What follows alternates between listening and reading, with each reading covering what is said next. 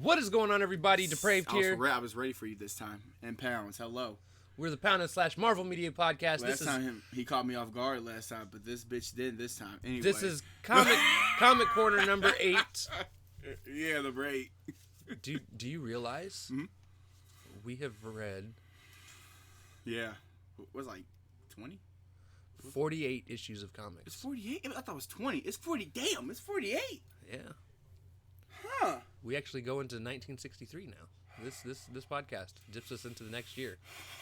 Not the 70s, but the next year of like 30, 40 more issues. Goddamn. It's exciting. I know it is. It's just so many issues. But you know what? At the time, Marvel was just, because they're only, 12?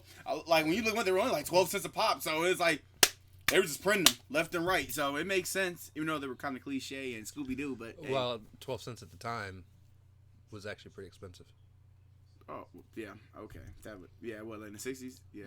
Yeah, I guess that would be. Like, if we had the jobs we have now making the money we have now back then, that'd be some millionaire shit. We'd be considered wealthy. We'd be in the upper class. That's so fucking funny. Instead, we're middle to lower class. Middle to lower, exactly. That's it. Hey. So anyways, per the normal, we are going to start off with I gotta make us disappear. Right, and you gotta tell no, I did the wrong us. There we go. You gotta tell your character too, because you never told. So last week, if you guys followed the podcast, I had mentioned that you guys were going to be excited for whoever I have. Never, and I remember looking at the podcast like you never said. I never said who the MVP was. Like, wait, I rewinded like I don't think this man never said anything.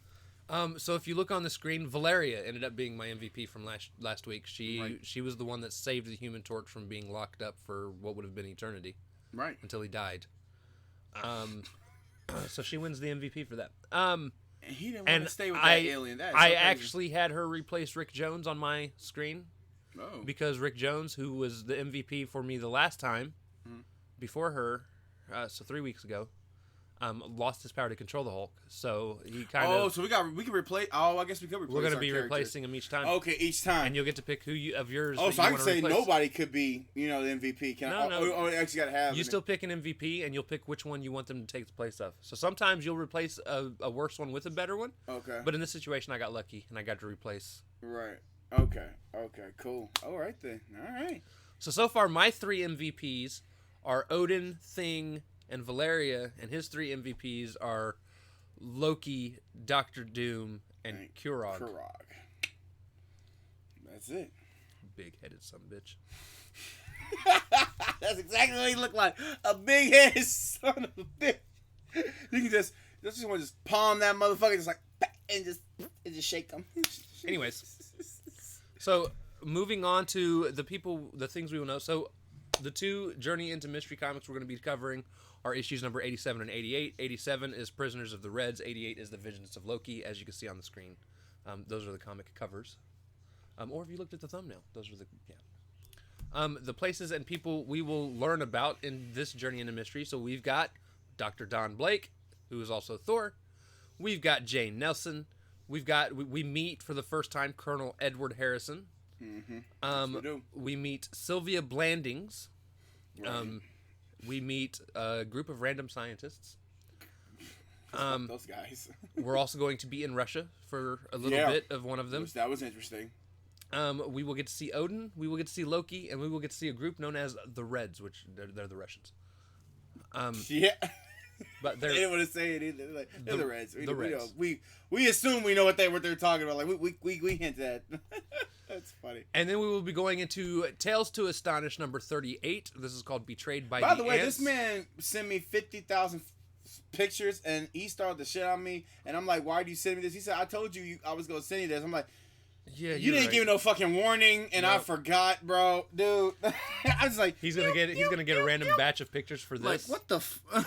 And every week he's gonna be like, what the fuck? And I will forget, you know me. I'm like, because I got so much on my mind. I'm like, why are you sending me this? I done told you this 2 weeks ago. Okay, just keep them coming. Yeah, send all the pictures. Fuck it. Per the normal Tales to Astonish, we're only gonna get to really meet 3 people. Henry Pym / Ant-Man. Right. Egghead. That name. Fantastic name. That fucking Mr. name. Egghead. Is that where Dr. Robotnik came from? No, Eggman. Eggman. And then a batch of random goons. Because who needs, when you got Eggman, Gotta have Eggman goons. Let's go. Right. I had to go there. Eggman looks so... Or Egghead. Looks so dumb. Whoever like inked it or whatever, or drew it, this said fuck it. And then we're going to be covering The Incredible Hulk issue number 5, both stories A and B. Yeah. So this does count as 2 separate issues, even though it is only one. Which that's interesting. Yeah. Story A is called Beauty and the Beast. Story B is called The Hordes of General Fang. Fang. Let me see Fang. that Fang. With the booty go, Fang. I'm sorry. Which, by the way, Tyrannus was a fun villain. Yeah, bro. He might... That was a fun issue. Yeah. Incredible Hulk was a fun issue, period. Yeah. So we're gonna obviously the people we're gonna meet Hulk / Dr. Bruce Banner, which again he's able to control his powers to an extent. He can pick when he wants to be which one. Sure. So that's kind of where we're at now. Right. Sure. We've got General Ross and his daughter Betty Ross. Yay. Rick Jones is back as well.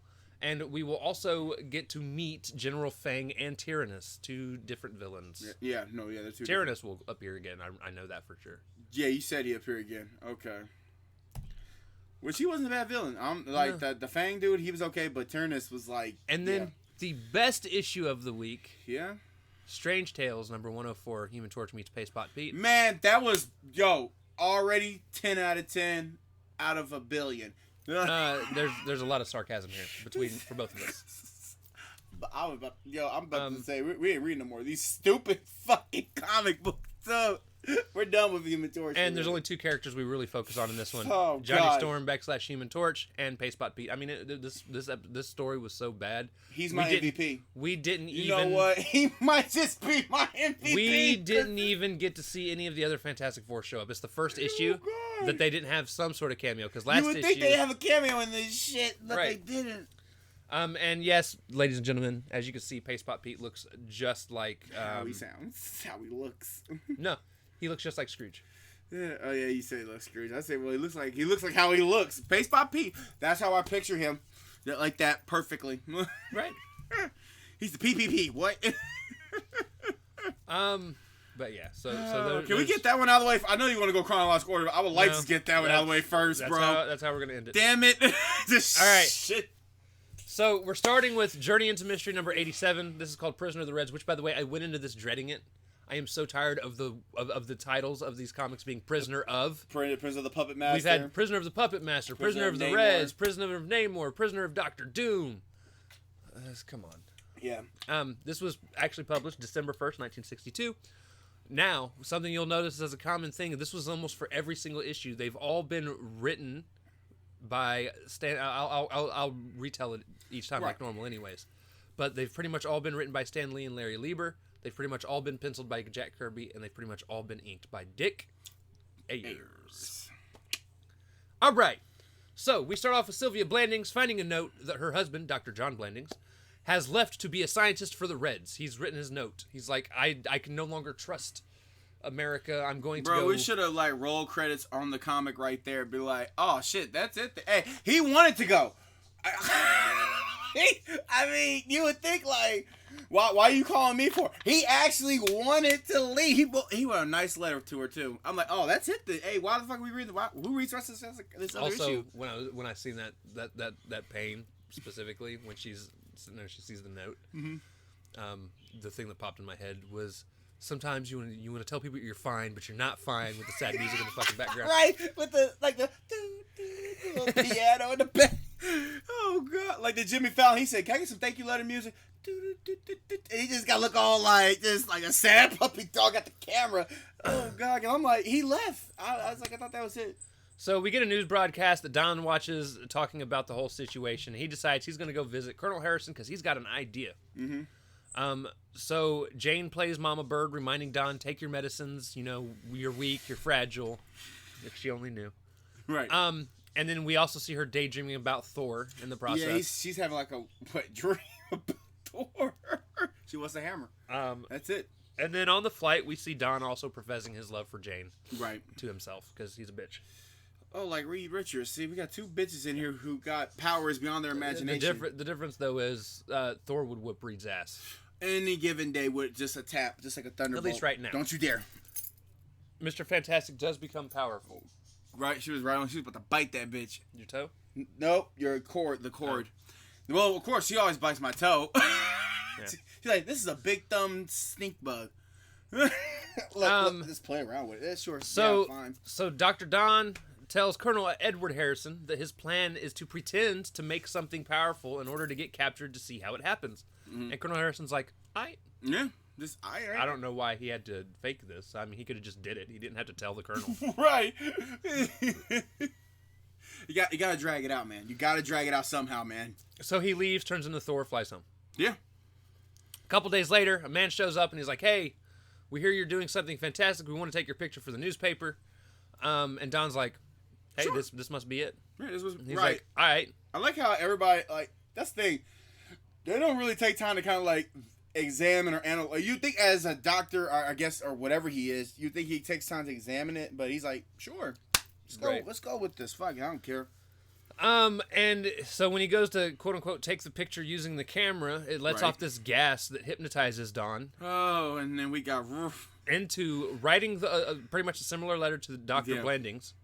And he gets on a plane and goes to Russia willingly. Because he was hypnotized. Like, we went back to hypnotize stuff. Yeah, I'm so tired of the hypnotized. Yeah, I said, cliche. Here we go. We're back to hypnotizing. They loved it in the 60s, apparently. So when Don arrives and snaps out of his hypnotism, he's in a cell with other scientists, and they're all like, hey, we've all decided we're not going to do what they want us to do. Bro, don't tell me that, bro. And he's like, they got guns, bro. And he's thinking to himself, he's like, dude, I need to turn into Thor, but I can't with all of them standing here. They'll find out my secret identity. No, they won't. Just click the heels 3 times and a big flash. They ain't gonna know what's going on. And then extremely conveniently, of course, because why? The Reds show up and like, hey, none of you guys are doing what we want to do. We're gonna separate you. It'll be easier to break you. Oh, well, I guess, now's a good time. He needed to turn into Thor, so that gets, that's a good way to push the fucking story. This comic is awesome. I actually really did enjoy this. I'm making fun of it. Do not get me wrong. But it's just we're making fun of it because it's cheese. Right. It's cheese. Like, I mean, every time you think each time we do a comic corner, they think like, oh, we're bullshit, but it's just cheesy stuff. It's like, conveniently, he walks in, we're going to separate you guys, or conveniently, we're going to put you in a cage, but it works in your favorite Fantastic Four. You'll be able to get out of them. Like, okay, sure. Because conveniently. Sure. So we're just stupid. That's all. He becomes Thor, breaks out, but then gets confronted by the Reds. He blinds them, continues to run, triggers a trapdoor, falls into this shark tank, where he then uses a tornado ability that apparently he shares with Human Torch. That's apparently if you can fly in circles really fast. I was like, wait, he can do the tornado shit like the Human Torch? He makes sense. Yeah, he does make sense. He controls weather. Human Torch is like... Human Torch is like, watch me spin really quickly. We're going to get to that. Can't wait. This is great. It's going to be great on 104. Can't wait. So he tornadoes the sharks, climbs out, and then is told that if he comes any closer, they'll blow up the cells, killing the scientists. So Thor gives up. He's placed. I would have been like, Thor should have been like, I'm gonna hit you with my hammer, and both of y'all are not even gonna get the guns, even able to even shoot them bitches. Like, he gonna just crack your hands. I would just do my hammer, bro. Just throw the hammer. Right. Throw the hammer. Do the roar. He's placed in a chair. Sure. Where he's locked in. And the Reds leave the room to tell their master. 60 seconds pass. He turns back into Don because he's not holding his hammer. I forgot he don't have his hammer no more. It's over on the floor. But turning back into Don, he's much smaller than the constraints, so he's able to slip out, which I actually thought was a pretty cool thing. Yeah, that's cool. Because he got small and frail again, so he's able to get out. He gets out, grabs the hammer, without ease, becomes ease. Thor. He then grabs the hammer. Okay, he goes and frees the scientists. Of course, because gotta save them. They get outside and they're like, "Hey, Don's still inside," and he's like, "I'll get them. Just go." Okay, so he's on his way back through. And the Reds and them kind of do this like weird. They're both walking down. Yeah. And they run into each other. That draw was kind of interesting how they drew that, like how they were like side by side. Well, they started different than like they in the army. That was kind of, I like that. That was interesting. But yeah. So they say that they're just going to have to destroy the castle, and Thor's like, "Nah, I'll do it for you." He causes a thunderstorm that destroys the entire place. Man, it was OP. He OP the fuck out of everybody. He turns back into Don, meets up with the group. Yep. And the Russians in Russia actually help them escape on a ship, like the actual civilians. Right. They sneak them onto a ship to send them back to America. Right. So they all get back home, and then we see Don wishing he could tell Jane who he really you're is. Right, who he really is. And Jane is daydreaming about Thor. She's having a wet dream about Thor, and it's one of the moments that's like, I don't think she will accept you, man. Even if you become, and then when you become Thor, she's like, oh, "You're Thor." I would backhand her through the eclipse with that hammer. Like, I love you now. Get away from me. I'm Blake now. Leave me alone. Right. I give this a 3 out of 10. I give it a 3. Or 3 out of 5. 3 out of 5. I give it a 3 also. It wasn't that bad. I liked it. It was entertaining. It was an entertaining story. Right. It was actually a pretty decent start to the comics. I was excited moving forward. I was like, hey, okay. Yeah, right. We was going somewhere. It was actually really dope too because we got 2 Thor stories this week. We didn't have any last week. Right. So it was like Hulk and all that last week. Oh no, it was 2 Human Torches last week. Yeah. Right. So I was super excited about this. Right. So then we move on to Tales to Astonish number 38, Betrayed by the Ants, published December 1st, 1962, written by Stan Lee, Larry Lieber, penciled by Jack Kirby, inked by Dick Ayers. Love it. I wonder if he was still alive, if he would like the way we said his name.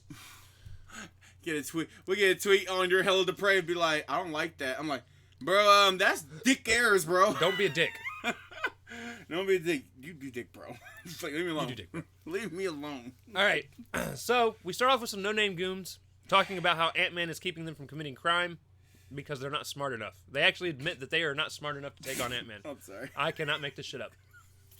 They have admitted that they are dumb. I was gonna text you this shit like at work when I read this shit 2 days ago. I was gonna text this to you, bro. I was like, they just admit that. I never read that before.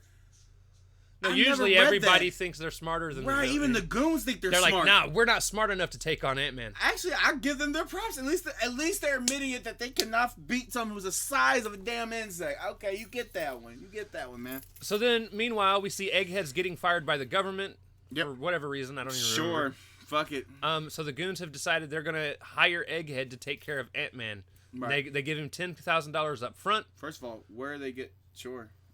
I don't even know where they got the money from, but all right. Egghead takes some time to study ants and figures out how to talk to them just like Ant-Man. Because So then he builds a contraption that's not as conspicuous as Ant-Man's. Ant-Man's is just in a helmet. His is like this big ass fucking thing he wears with a mic. Yeah, that was like one of those little standy mic things. Yeah, that you see on YouTube, right? So after he builds this contraption to talk to them, he goes to and finds an anthill and tells them, he's like, hey, here's what I need you to do. There's going to be a robbery at the Wentworth, or the Wentworth necklace is going to be robbed from the museum. We need you to take Ant-Man there, go through an open window, and dump him in a box that's going to be lined with flypaper.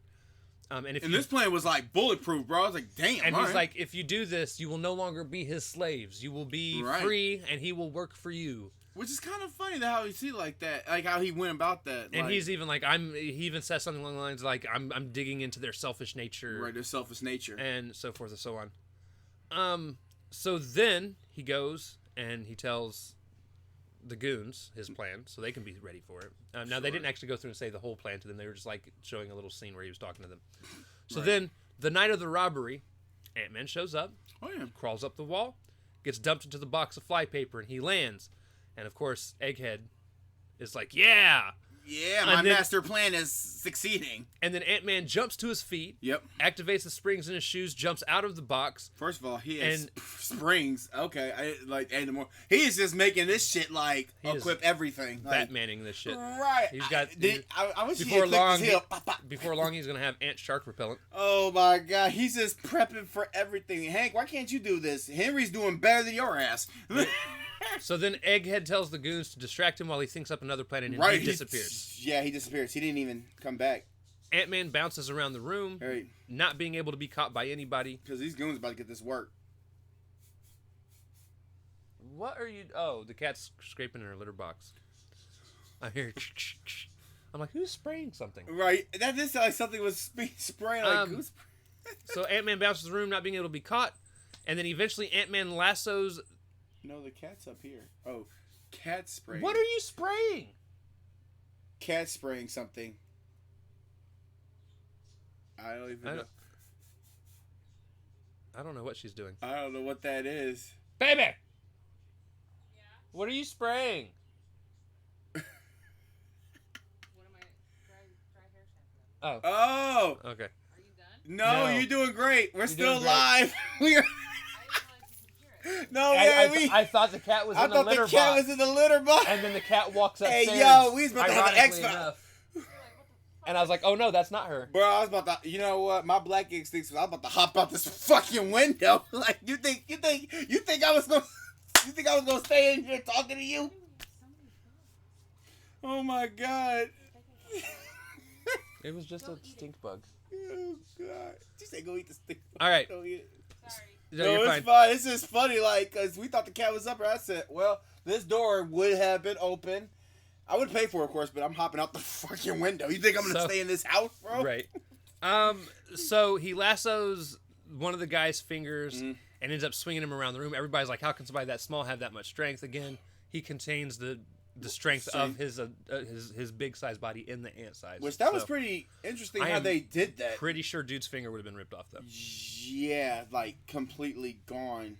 He really did this, and I'm like, and look, he was having. He swung him around the room. He was having fun doing that. Can you imagine, like, what is swinging him?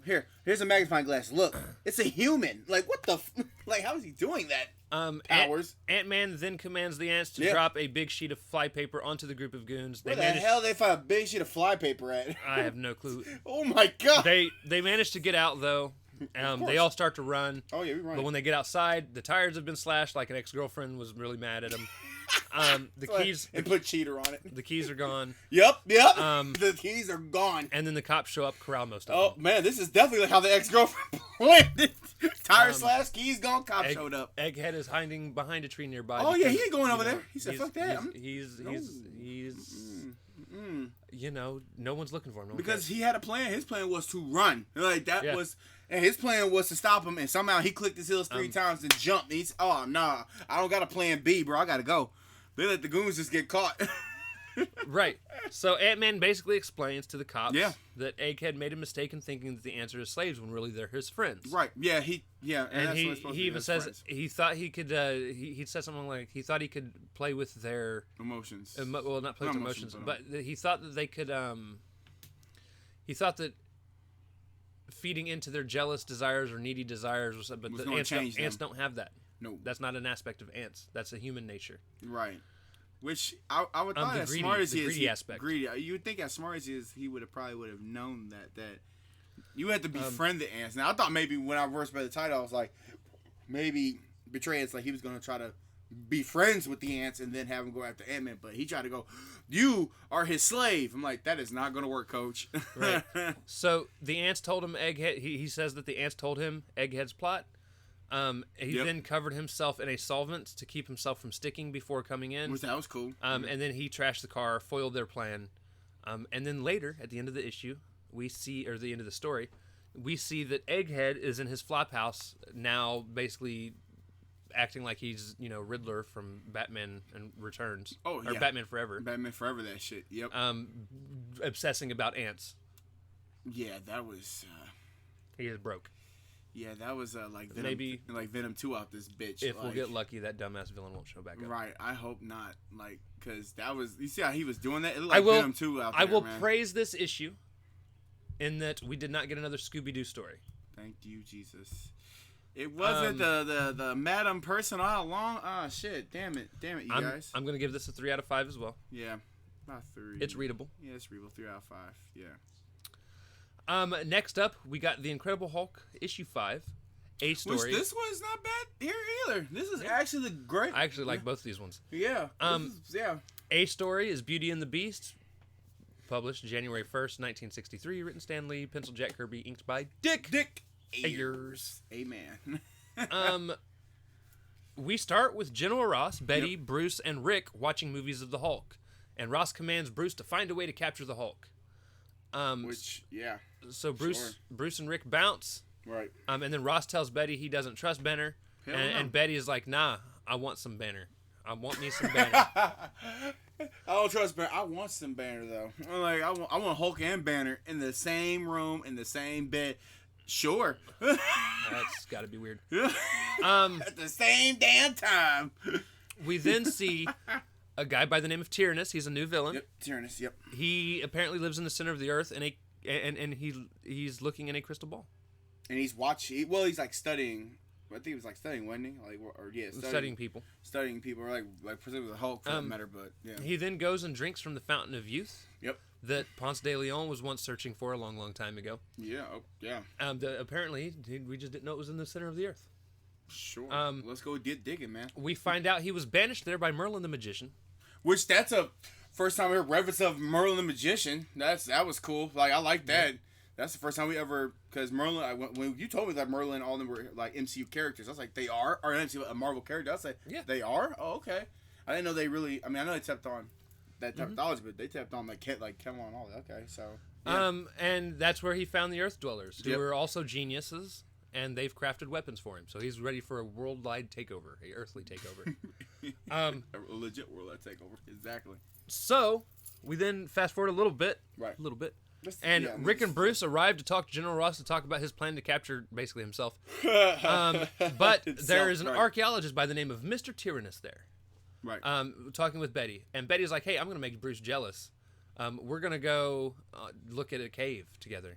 And Bruce honestly wasn't really jealous, but at the same time, he was also kind of like, I don't like this guy. He rubs me the wrong way. Right. First of all, Betty, what the hell are you doing? He seems fishy. Right. Betty, you was just wanting some banner. He's like, I'm going to make him jealous. Like, what? Who wrote this? Who wrote this shit? Stanley. Stanley. Oh, I forgot. You don't know how to write women, remember? He admitted this. Because he made it seem like, I'm going to swap and jump to another man. Like, why? Don't do this. Don't do this thing. Don't draw this. Don't write it. Don't do this. So Bruce and Rick follow the path, and they get to a cave where there's a boulder blocking the way. Yep. So they were like, all right, it's time to become the Hulk. So they go back to the lab. Hulk becomes the Hulk. Well, Banner becomes the Hulk. Right. We then see Tyrannus contacting General Ross through his weird machine and telling him that basically, hey, I've kidnapped your daughter. Right, what the hell? And you better not fight back when I come to invade. Bro, first of all, this is why I think he's cold, because there was no hypnotism at all. He literally he did some Loki shit. He just actually drove your ass in here. He used his boyish charm to get her to follow. And then he said, hey, I need $1 billion. All right. Hulk and Rick show up. Yeah. They hitch a ride on Tyrannus' craft to enter the center of the Earth, which, by the way, Rick should be dead at the very least. At least. That's a lot of pressure. Bro, because I thought, remember we talked about this last issue that Rick is coming up to the point where we thought maybe he wasn't going to make it. I thought this was going to be the issue that he was not going to make it. He should not have made that trip. He shouldn't. Hulk? Yes. Yes. Because he's Gamma. It's in his blood. Betty and Rick? No. Right, Betty made... Whoa, honestly, Betty made... Tyrannus should have died too. Yeah. Apparently pressure doesn't exist when you're going through ground. It does when you're in water, though. That's the thing. So they get there. Tyrannus ends up gassing Hulk and Rick, knocking them out. Of course.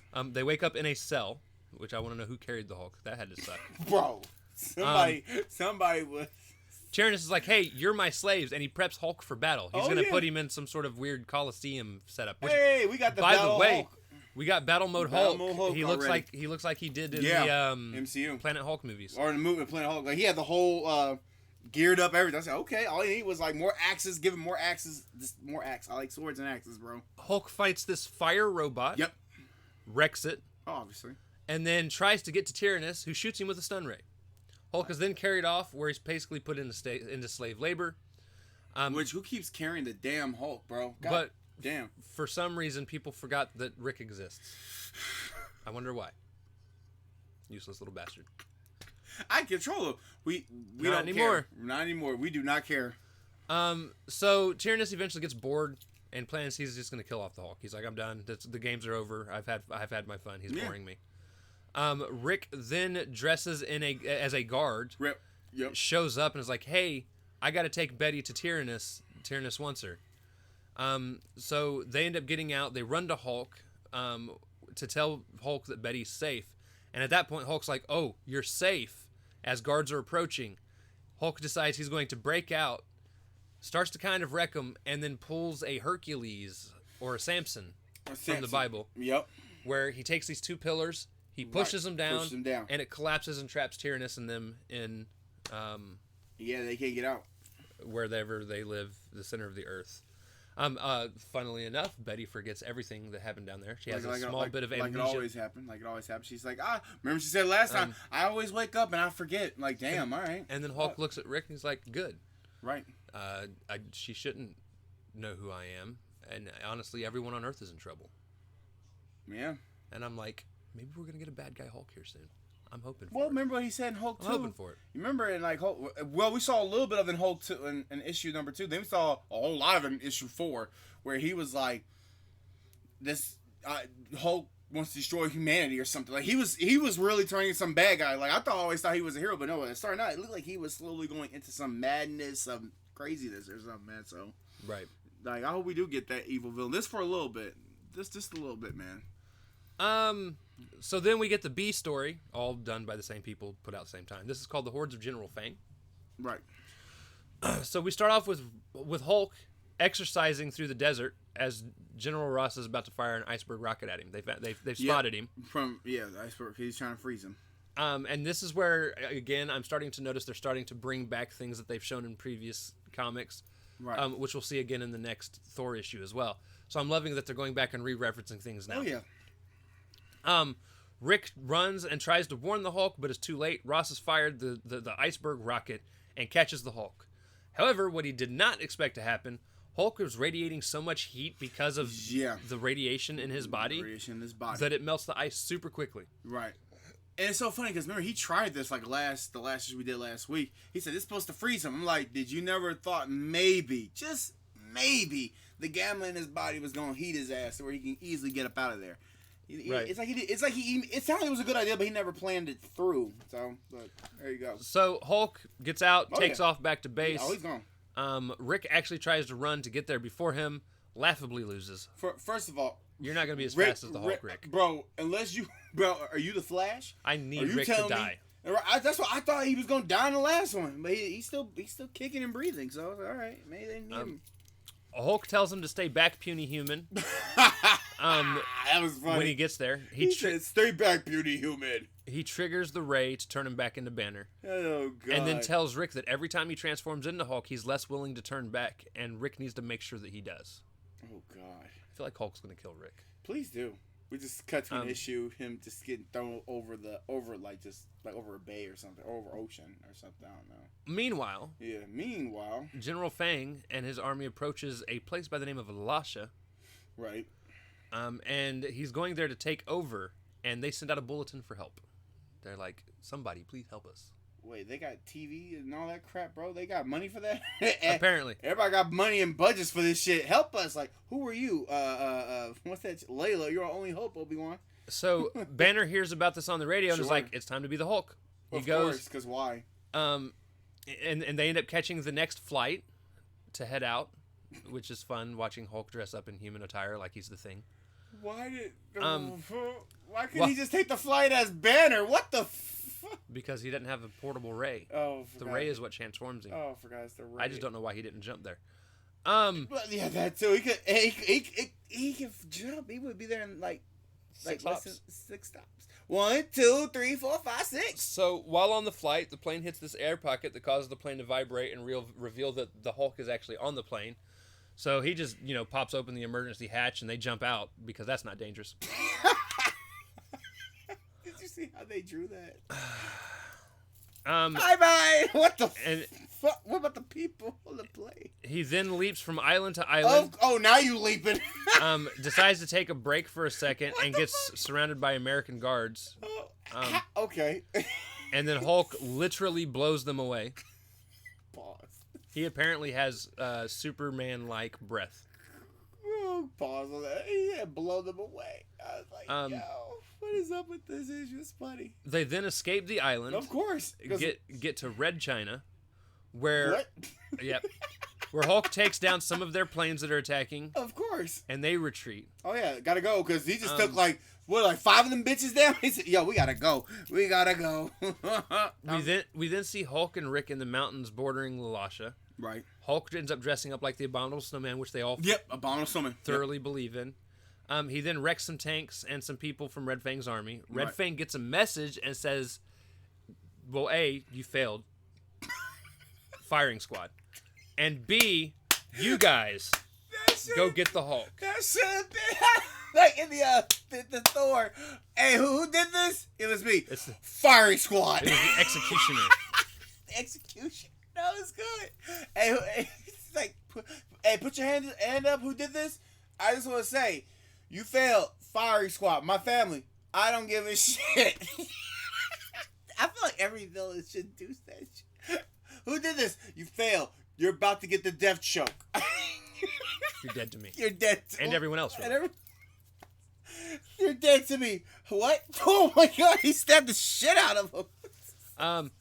So then this projection of a dragon shows up. Of course. Hulk attacks it but flies right through it.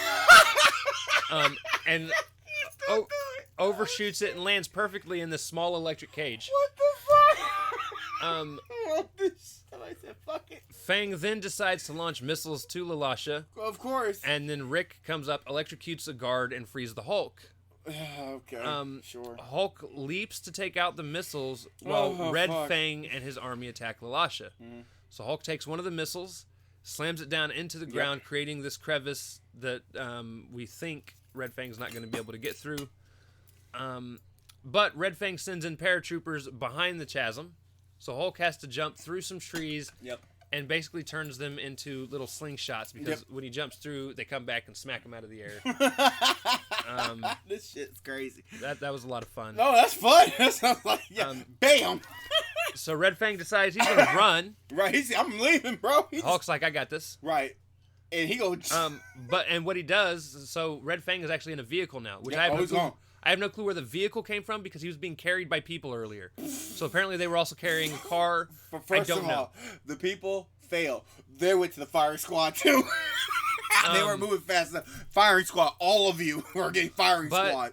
Hulk takes a boulder. Oh yeah, he does. Puts it over a geyser, which causes it to build up enough pressure. It explodes under Red Fang's vehicle. Wow. Hulk then picks him up, jumps to the faraway coast where the U.S. Army was that he blew away earlier, drops him off there, and then Hulk and Rick return home where Hulk tells him that no one is safe while Hulk is alive, and he plans on being here for a very long time. So he goes fun. I actually really enjoyed this issue. No, I did. I just thought that was so funny. The Tyrannus story, I'm actually going to give a 4 out of 5. Yeah, I give it a 4 out of 5. It was funny. I like it, man. The Hordes of General Fang was not as good as the Tyrannus story to me, so I'm going to give it a 3 out of 5. Like a 2 out of 5. It's just too much. Too much fun shit, but, you know, it is what it is. And then we move on to Journey into Mystery number 88. Okay, we got one more. This is my favorite comic of the bunch. I was ready for that fucking Fantastic Four, or Fire, Human Torch one. I was ready for it, man. So, Journey of them into Mystery number 88, The Vengeance of Loki.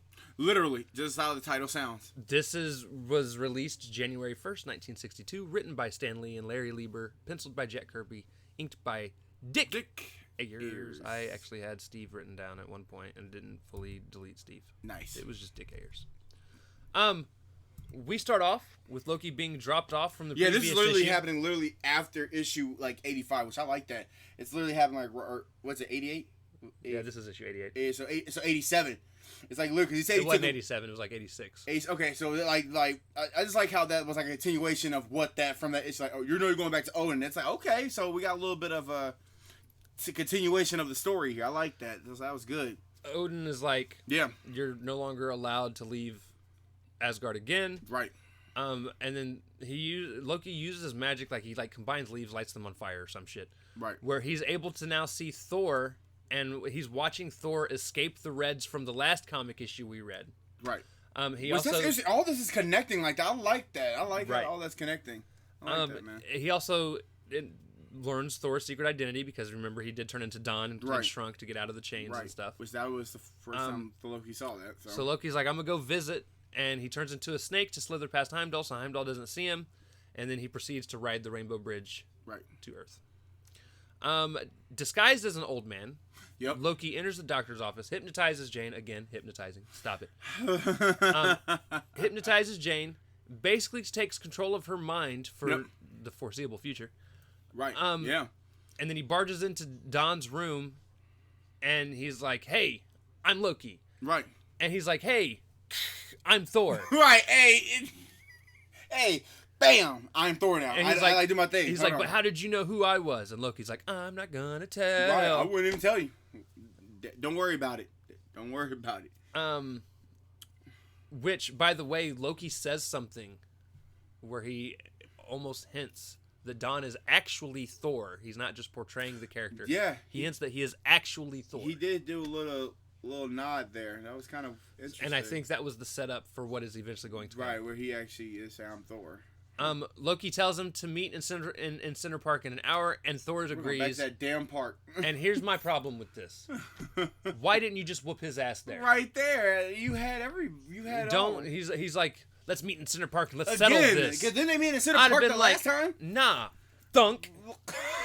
Back to Asgard with you, right? Fool. Roll credits. Let's go. We're done with this issue. Like I thought. I hate. I hate that, and that's not in comic books. That's in certain TV shows and movies. There, meet at this spot. Why? we're right here. Right. We can do this. Like, no, meet at this spot at this time at this moment. Why do I need to do that though? We could just start the fight now. This is boring as shit. Like, I already done slept, ate food. I'm tired. Right. I don't even want to do shit now. I'm fully awake now. So that's crazy. They actually did. That's in Center Park. Wow. Don then leaves. Of course. And why? Jane has a thought bubble. She's like, hey, I'm going to leave too. I was told to. I read that too. I was like, Jane has a thought bubble. And I was then like, wait, what the hell? Thor flies to Central Park. Right.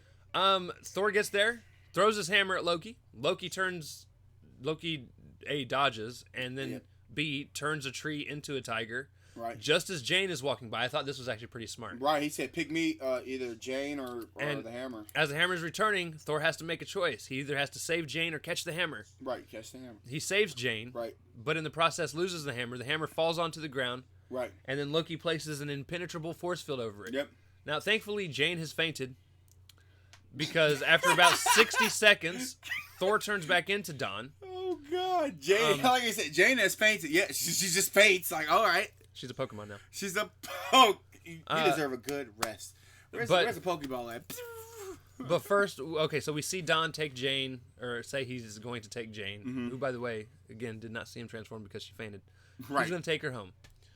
So, Loki then goes on this weird trick rampage that is fantastic. Oh, right? Bro, yeah. He is now causing mischief as the god of mischief. Right, he's doing exactly what he was meant to do. Right. He turns people invisible. Yep. And they have no clue where they're at. They eventually do come back. He transforms them back. He's not being an absolute dick. Bro. He's just fucking with people. Can you be surprised if he's been an absolute dick like when we read that Thor at the beginning? Oh my God, bro. Like what?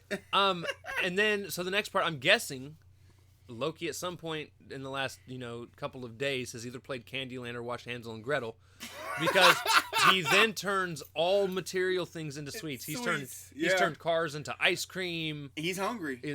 Fucking candy canes. Which is funny because fucking gumdrops. We saw I'm pretty Loki sure there MCU. were some. He said like he never had desserts. He said he had nuts and berries. I'm pretty sure there were slides somewhere. Some chocolate slides, a chocolate fountain. Oh man, he's just I just want some sweets, man. He's hungry. He's hungry. He then goes and I'm guessing makes a bomb that the Russians are testing just disappear. I don't know if he took it or they just disappeared. I think they just disappeared.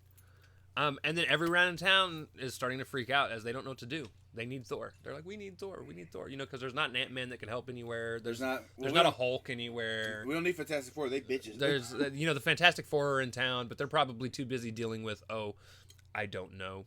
Being captured again. Being prisoners. Being captured into another universe to go get Blackbeard again. They gotta go fight Blackbeard again. Namor for the 15th time. Right. Because they're getting evicted for the umpteenth time. They say, "Hey, we're about to lose our name. We can't even help you." Yeah, they're too busy. Yeah, they're being evicted. Oh my God, this is so stupid. Hey, listen, I'm doing science shit. I can't help you. But there's good news. Mm-hmm. Don has a plan. Oh my God, I'm afraid. I'm actually afraid, bro. The next day, there's an article in the paper about how Thor vows to beat Loki, and Loki's like, "Nah, Thor doesn't exist. He don't have his hammer." He's like, I should probably go check on the hammer just in case I fucked up somewhere. At least he's trying to backtrack. He's like, right? Did I fuck up somewhere? Hold up, what? He goes there. The force field is still there, right? But again, it's not a force field you can see through, right? So, he sees Thor standing there, and Thor is like, "Hey, I'm gonna beat you," and Loki's like, "No fucking way." No. He removes the force field. Why? And Don, and the hammer's still there. Don jumps from behind what you find out is a plastic figure of Thor, and reaches out and grabs the hammer and turns into Thor. You would think, as smart as Loki, he would have known that was like plastic. I don't know how he didn't know that. I thought this was a very smart plan. I know smart. I'm saying, but you think like Loki should have caught on like that's not Thor or that's not Blake or whatever. Like you should have caught on like that was not who that was right there, but he didn't catch on. Right. So then. Smart play on him, though. Loki turns into a pigeon and hides with the other pigeons. Because he's a pigeon. And Thor's like, nah. Yeah, no, he grabs some peanuts. Well, he actually races across the park, grabs some peanuts, runs back. Peanuts, yeah. Throws the peanuts on the ground. And disrupt them. And what happens is all of the pigeons go for the peanuts except for one. Which means it has to be Loki because Loki has no clue. He doesn't live on Earth. Right, so you don't know what's going on. So he doesn't know what their initial reaction is going to be. Poor Loki. He's like, damn it. Thor ends up chasing after him, grabbing a volleyball net on the way out, which, by the way, I loved how he was like, I need this way more than you guys do right now. Right, it's like, damn. All right, Dick. Right. Thanks for interrupting our game. Right. Like, he snatched that shit out of that hand. Like, oh, I wasn't trying to win the game or nothing. You can go ahead. I don't need that ball. I'll get a new ball. I'm going to Walmart anyway. Right. He gets close and then throws the net around Pigeon Loki and takes him back to Asgard. Yeah. Odin then says he's happy to see his favorite son and hopes that Loki never becomes more powerful than Thor. And that's how it did it. Right. I actually give this issue a 4 out of 10 or 4 out of 5. Yeah, I gave it 4 out of 5. Really, 4.5. 4.5 out of 5. It was a solid issue. Solid. Like it really was good. Probably the best Thor issue so far. Well, in fact, it's like a very continuation because even with Fantastic Four, like even though we know that they're continuation, we didn't see that they were continuing. It looks to me like they weren't at first. Whereas this one's like he's looking at the last issue that we read, and it's like, okay, I could do a little plan behind this. I'm like, I like that. Like that's pretty how Loki is, a smart person until he fucked up with the plastic. And now, ladies and gentlemen, MVP. Here we go. The best story. The fucking best in the bro. Let me tell you. This is Strange Tales number 104. This is called Human Torch meets Paste Pot Pete, which I keep wanting to call him Piss Pot Pete, but we'll get there. He's MVP. Paste Pot Pete. January 1st, 1963, written by Stan Lee and Larry Lieber, penciled by Jack Kirby. Inked by Dick Ayers. Dick Ayers. And they use Wikipedia for all this. I'm just kidding. Right. So we begin. Oh, yeah. Here we go. Let's go. With Johnny at the bank trying to make a deposit where he... First of all, because they still get evicted on me stuff. No. He's trying to make a deposit where he almost put Human Torch on... Hey, why would it matter? Why would it matter? But he still wants to maintain his secret identity. Look, okay. For what? Were you not in the last Fantastic Four issue throwing fireballs in a car as Johnny Storm to impress women and even saying, impress women. You even said the words, I'm the Human Torch. I'm the Human Torch. The fuck? And I told you, if they go this route, you know what this. Yeah, no, you already know where I'm gonna give this rating. Even if it's just a small hint, I said it. If he said, "Oh, I'm sorry, I meant to put John," you know what? Yeah, you know what you about to get, sir, for this little comic book, sir. Yeah. Paste Pot Pete shows up. Yeah. MVP, looking like Charles Dickens' Mr. Crunch. Hell yeah, came in like a G. And just starts gluing people to things. Hell yeah, that's what. It's just like his name. Let me tell you, ladies and gentlemen, glue does not work like this. It don't fucking matter. It works in this comic book. That's why this comic fails. He said, you're getting glued. You're getting glued. Like, what, you Oprah? Like, everybody getting glued up in here. We can't move, I bet. He runs out of the bank. Oh, yeah, he's gone. He said, fuck you, people. But Johnny still doesn't want to give up his secret identity that he gave up in the Fantastic Four issue. Oh my God! I'm like, Johnny, do something. He uses a fake Human Torch that he makes out of fire. Which to that's chase cool. After that's him. cool, I guess. That was cool. Sure. Paste Pot Pete causes some havoc here and there. Oh yeah, he's just like saying, "Bro, you ain't stopping me." Gluing people's cars. Right, you ain't stopping me, bro. I'm gonna keep going. Torch sneaks into an alley, flames on. Why until what the? And with the funny, but there was like a homeless guy. He drinking like, what the. Like, I can see you. Right. I can see you. So, Pete ditches his bike for a truck. Oh, yeah. Goes to a military base to steal a missile, and his plan is to either sell it back to the Americans or sell it to the Reds, whoever's going to pay him more. Right. He glues some soldiers in the process. Snags the missile out of thin air with a paste cannon. And all this time, Where is Johnny Storm? Hey, nobody. He's trying to catch up. He's right. He's behind. Yo, he's literally behind. He's literally behind. He snags the missile out of the air with the paste cannon and then heads out, gluing more soldiers in place. And on where's his the way out. Fantastic Four at? Oh, they're getting evicted. Never mind. Damn it. Right. Because, like, dude, they're still celebrating their movie win. And mind you, Namor almost got them cheeks. He almost got him. This close. Torch finally catches up, turns his fake torch into little fire spears, and then launches them at the truck, which was actually pretty cool. Yeah, that was cool. I I'll give him guess. that. Sure, right. He'll get a Teddy. You get a cookie for that. There you go. Just one cookie, and it's soggy. Right. Right. It ain't even a good cookie, man. He dodges them though, and Torch builds a fire ditch in front of him. Right. And Pete is like, nah. Nah. Right. Literally. He reels in some wooden planks with his paste gun and makes a ramp. And dips the fuck out. That's so cartoon shit. Torch is about to attack, and but then his flame goes out. His flame goes out. What? I didn't know there was a time limit. I don't think he ever had a time limit on this shit. It doesn't work. Paste Pot Pete glues him to the head of a rocket, which, by the way, did it from a distance, so he still has no clue who he is. He did it from a distance. And then this is some stupid shit. The glue seeps in and causes the rocket to launch. It malfunctions and launches. And the rocket is basically heading towards the ocean. That's a weird place. Okay, that's where Namor lives. I guess. Which, yeah, of course. I know what you're saying, yeah. The heat from the rocket gives Torch his powers No, back. Nope. It should just killed him. Nope, fuck that. Nope, your powers are done. And just as the rocket is about to plunge into the ocean, bullshit. Torch is able to use his finger as a welding tool to flame on and cut the paste off of him so he can escape. He can't go full flame on because he might explode the rocket, and he can't handle that. He just died in the rocket. He himself, he can turn a supernova, but he cannot handle. And blind somebody. But this is just. Wow, but the rocket might kill him. Bro. I'm so done. I'm so fucking done with this issue, man. So he escapes by cutting the glue off of him. Yeah, whatever. Jumps off the rocket, flames on midair. Rocket falls into the ocean, explodes.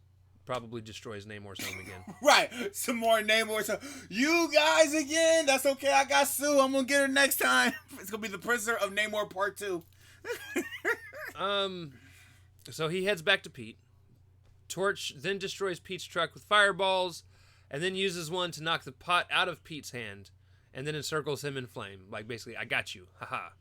And Pete's like, you don't have me yet. I have one more shot. No. Actually, Johnny even tells him, he's like, you have one more shot. You better make it count. Oh, he will. And he's like, all right. So he aims up at a plane that's flying by, shoots the plane, and then takes off. This is why I think he should be MVP. Because he literally, you just gave him one more shot. All right. Bye-bye. He did a Batman thing. He got out like Batman. Torch is almost out of flame again, so he can't give chase. He couldn't even know what the fuck to do. He's like, and did you see his face? He's like, he got out. Yeah. He said, I got you. He calls the air authorities, I guess, which they get in contact with the plane people, and he's like, hey, yo, look, you guys have a stowaway hanging from the plane. And they're like, oh, my, we really do. But he just dove off into the water. Right, he's gone. He left. So, yeah, he dives into the sea, swims to a boat. I want to see more of him. I want to see more issues of him. He swims to a boat where he's greeted by somebody who's like, hey, you told me to be here and wait for you just in case you don't make it. And he's like, yeah, let's get the fuck out of here. Yeah, let's get the fuck out of here. Thanks, Alfred. And then Torch saved the day. That was pretty much it. And I don't know how the hell he saved the day. This story was so dumb. Oh my. I give it a 1 out of 5. 0. Can I do a 0? I have to at least give it 1. Okay, I'll say 0. That's the lowest I can go. Because the moment he said, oh, I don't want to know if my... And I told you this at work. I said, bro, if he goes back to the fact, my secret identity, you already know what this issue is going to get for me. Like, that's... No, we're not doing this, bro. You done did fireballs and pressing females and things and all that crap, and now you ain't... It gets a 1 out of 5. It could be so much better. No. It was such a disappointing way to end this 6-story stretch. I was just like... And it really is this point from the last one we had with Valeria, and then we just have this, and it's like I really do, and Cause I want to give it to PPP. I really do, cause he made it seem like. Cause the obvious one I would give it is Loki, cause of how he did it. But it would probably be that one-off villain because he literally, you got one shot, make count. All right. He did like that, and then Human Torch couldn't even. I can't go that fast. I can't catch up to him.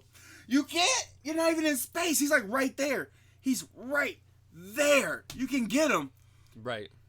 I don't understand. What the hell is this? There's an option to not show what I've read. What? Oh, what? Oh, like to not show it? Oh, okay. I don't know. I'm flabbergasted. This is where I don't really use it. Like, I'm just like off-putting on this whole series, man. Like I don't know how he did that. I actually kind of like that setup a little more, but what? Not as good. We'll go back to what it was. Oh, I'm playing around with the website that I use.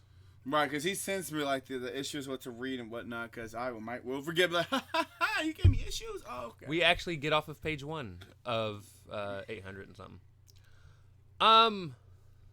It's a lot of pages. That is a lot of pages. Why 800? Damn. That is a lot of comics. Jesus. All right. So, 48 issues. Legit, who do you plan on putting as your? I guess I'll give it to Loki. Loki. I won't do a one-off villain like last time.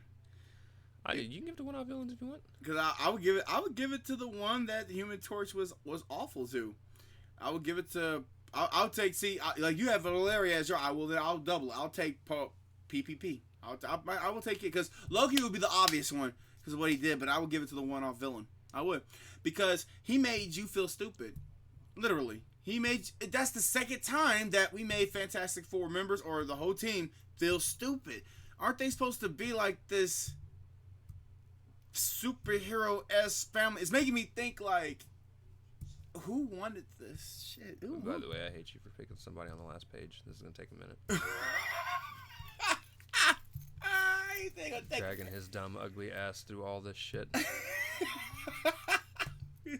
It's like I gotta reread all. I gotta skim and somehow read half of this shit. Like, where is it? It's not reading.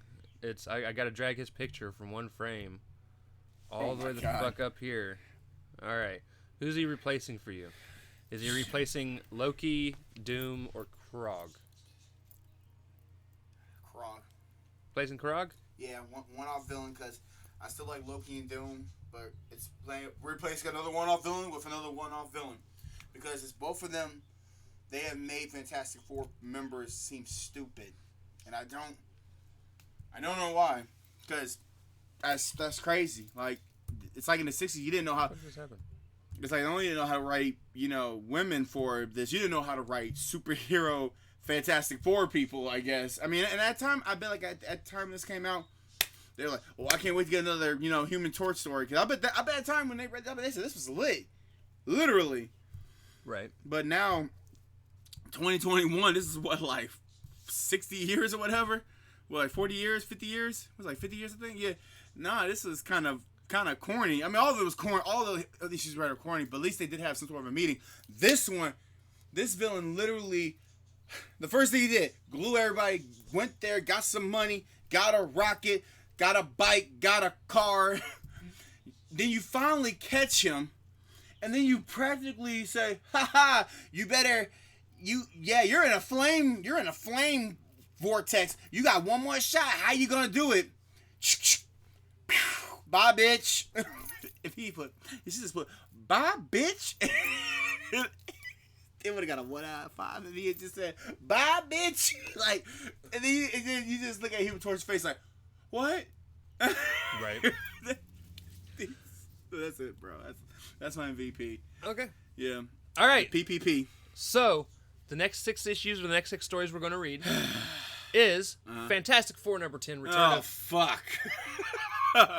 We're going right back into Fantastic Four. Yeah, but it's the Return of Dr. Doom. Oh, okay. My original MVP. My second MVP I picked. The Return of Dr. Doom. Okay. And then we're going to read Tales to Astonish number 39, The Vengeance of the Scarlet Beetle. I'm guessing the Beetle that he dumped off in like one of the earlier issues when he first became Ant-Man. Oh yeah, is gonna come back for revenge. That might be a stupid I'm like, this way. is gonna be such a dumb. Like, Ant-Man is just gonna be a dumb series. I just gotta realize it's just gonna be stupid. Yeah, you guys just because we were doing so well. We did Scooby Doo one. We got this Captain Red. We gotta go back to that Beetle. Like, yeah. And then Strange Tales number 105. Human Torch is back with the return of the Wizard. Cause fuck me. PvP better be in there. I don't even care. Nobody wanted the Wizard back. Right, the Wizard is. Although that was a good issue. Yeah, that's when we knew that he was trying to hide his identity. And then Journey into Mystery number 89, which is called The Thunder God and the Thug. That's gonna be stupid. That sounds like it's gonna be. We're gonna rough you up. I am a man, a particular man. You're about to get this work with my radiant ass hair. And then. The last one is it's because that's 4 of the stories, and then we're getting a Fantastic Four double issue, which is Fantastic Four number 11. One is called The Impossible Man, and the other one is A Visit with the Fantastic Four. Oh, which looks like it ends with it's oh no. Okay, we're gonna read it, but it's a flashback where they remember how they get their power. No, we're not doing this again. Not the third one. It's been a while. Like what, third, fourth time they talked about getting their powers? So if anything, next week's episodes are just going to go by pretty quickly. Yeah. Because it sounds like you said it's going to be like an interview. But the following week, we get a Fantastic Four issue called The Incredible Hulk. Right, well, so we're going to get our first. We're going to get our first Thing versus Hulk, dude. I'm excited. Well, they were hinting that when Namor showed up, like, the Hulk will come in here eventually, like they were advertising it. So, like, right. I was hinting the main fact that we're going to get that little fight. So, I'm over and above all. Besides the last one. Next week's aren't going to be too terrible. Right. So, yeah, come back with us and watch us make fun of shit. That's what we do. That's what we do. All right, guys. So, with that being said, we love y'all. Thank y'all for hanging out with us. We are really enjoying going down this road. Oh, yeah. It's a lot of fun making fun of shit. So with that being said, we'll see y'all next week. Later. Excelsior! Where's the stop button? There's my mouse.